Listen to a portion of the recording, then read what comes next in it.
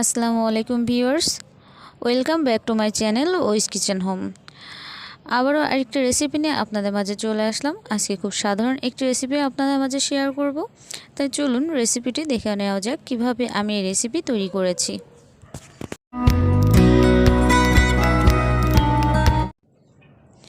এখানে সবুজ শাক নিয়েছি 1 আটি বা 1 মুঠ। এটাকে ভালো করে কেটে আমি ধুয়ে নিয়েছি। এবার এখানে 100 গ্রামের মতো এরকম মিডিয়াম সাইজের কিছু চিংড়ি পরিষ্কার করে নিয়েছি এবং এটা মাঝখান থেকে আমি 2 খণ্ড করে নিচ্ছি।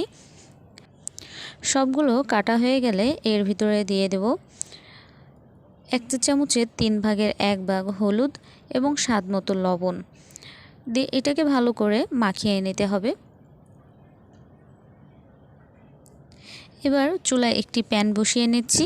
এতে দিয়ে দিচ্ছি পরিমাণ মতো তেল।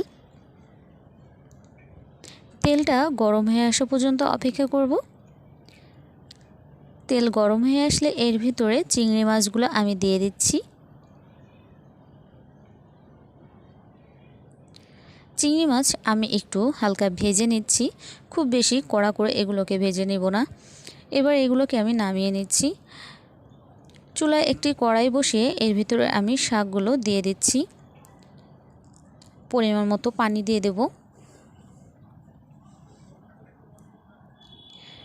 এবার একটি ঢাকনা দিয়ে আমি কিছুক্ষণ ঢেকে রাখবো। ঢাকনাটা উঠিয়ে নিচ্ছি। শাকটা কিন্তু অনেকটা নরম হয়ে এসেছে। আমি এবার একটু নাড়িয়ে দিচ্ছি।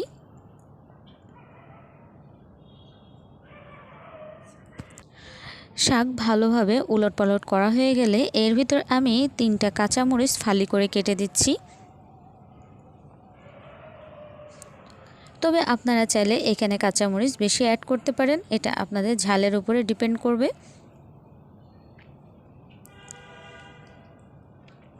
শাকগুলোকে আমি আবারও ভালো করে উলটপালট করে দিচ্ছি।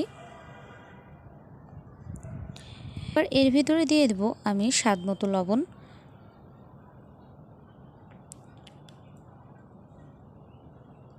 লবণটা দিয়ে শাকগুলোকে আমি আবারও একটু নাড়াচাড়া করে দেব।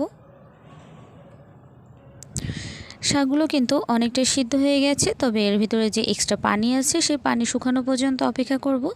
পানি শুকিয়ে গেলে এটা সাইড করে রেখে দিচ্ছি এবং চুলায় একটি প্যান বসিয়ে দিচ্ছি। চিংড়ি মাছ ভাজার জন্য যে তেল দিয়েছিলাম তার সাথে আরও কিছু তেল আমি অ্যাড করে দিচ্ছি। এবার এর ভিতরে দিয়ে দেব 1/4 কাপ পরিমাণ পেঁয়াজ কুচি এবং 2 চা চামচ পরিমাণ রসুন কুচি। এবার এটাকে তেলের সাথে খুব ভালোভাবে ভেজে নিচ্ছি। একটু যখন কালার চলে আসবে পেঁয়াজে, তখন এর ভিতরে আমি চিংড়ি মাছগুলো দিয়ে দিচ্ছি। প্রথমেই বলেছিলাম যে আমি চিংড়ি মাছ খুব ভালো করে ভেজে নেইনি।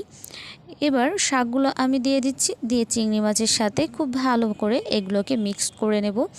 যারা সবুজ শাক খেতে পছন্দ করেন না, আমার মতে এইভাবে একটু রান্না করে খেয়ে দেখুন, আপনাদের অনেক ভালো লাগবে। আজকের এই রেসিপি যদি আপনাদের ভালো লেগে থাকে তাহলে আপনাদের কাছের মানুষ বা প্রিয় মানুষের কাছে আমার এই ভিডিওটি পৌঁছে দিতে পারেন। দেখা হবে অন্য কোনো পর্বে। সবাই সুস্থ থাকবেন, ভালো থাকবেন। আল্লাহ হাফেজ।